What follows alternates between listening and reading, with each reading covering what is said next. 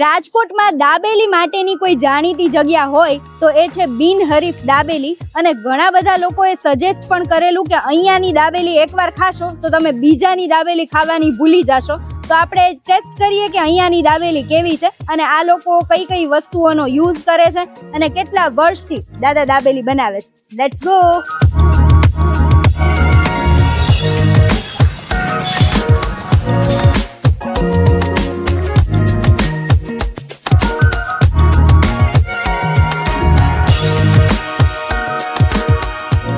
કેટલા વર્ષથી દાબેલી વેચો છો? છેલ્લા 14 વર્ષથી.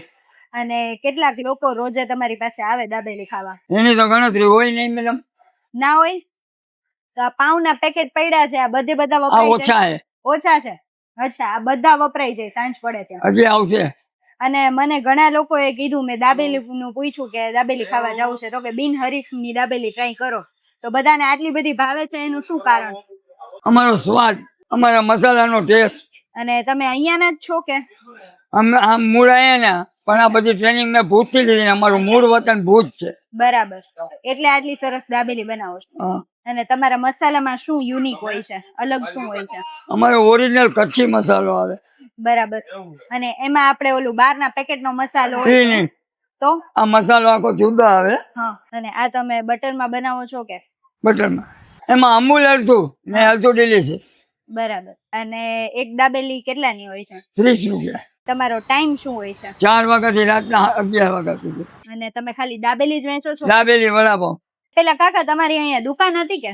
હજી તો હમણાં 1.5 મહિના પહેલા જ મેં બંધ કરી દુકાન. હા. માણસોની તકલીફ અને ને ગેસની તકલીફ. હા. એટલે ગેસની તકલીફના લીધે તમારે દુકાન બંધ કરવી પડી. મોંઘું થઈ ગયું છે કે? ગેસ મોંઘો પ્લસ મળતો નથી. મળતો નથી.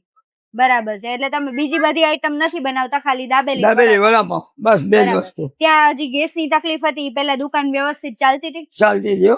પણ આ એક જ કારણથી બંધ કરી. એક જ, માણસોના હિસાબે. તો એડ્રેસ કહી દો જો કઈ ખાવા આવ્યું હોય તો. મારું એડ્રેસ સદગુરુ તીર્થધામની સામે બિનહરીફ દાબેલી. આપડી દાબેલી આવી ગઈ છે. તમે જો મસ્ત મજાની દેખાય છે, ઉપર ફૂલ બટર ને એવું બધું નાખેલું છે. ટેસ્ટ કરશું આને. તો ટેસ્ટ કરીએ અહીંયાની દાબેલી.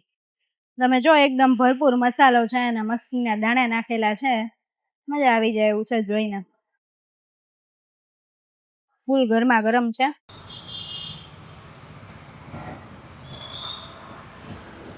આપણે ઓલા પેકેટના મસાલામાંથી જે દાબેલી બનાવે ને એનાથી આમ અલગ જ ટેસ્ટ આવે છે. બહુ સરસ છે. પાઉં પણ એવડું મોટું છે. ખાલી 30 રૂપિયાની આ દાબેલી છે. ભાઈ, કેટલા વર્ષથી અહીંની દાબેલી ખાવ છો? હું આ બિનહરીફ વાળા ભાઈની દાબેલી ઓછામાં ઓછા 5 વર્ષથી ખાવા આવું છું. એમની દાબેલીનો ટેસ્ટ તો બહુ જ સરસ છે. રાજકોટમાં તમને કદાચ ક્યાંક જ આવી દાબેલી મળશે. બાકી આપણે રાજકોટની નંબર 1 દાબેલી કહી શકીએ. એમના વડાપાઉં પણ એટલા જ સરસ હોય છે જે સામાન્ય રીતે આપણે આવા વડાપાઉં ક્યાંય ખાવા નથી મળતા. છેલ્લા 3-4 વર્ષથી ખાવા આવું છું ને એક ને એક ટેસ્ટ છે અને બહુ મજા આવે છે. બરાબર છે.